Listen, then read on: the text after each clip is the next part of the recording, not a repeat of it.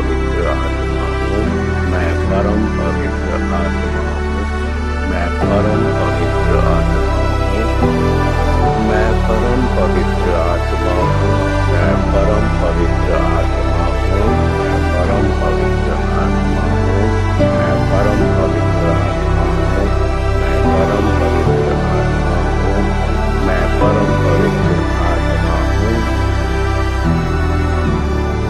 सोमान का अभ्यास करने वाले साधक, अगर इस सोमान की साधना से आपको कुछ सकारात्मक अनुभव हो रहा है तो कमेंट बॉक्स में जरूर बताएं, जिससे अन्य नए साधकों को सहयोग मिल सके। धन्यवाद।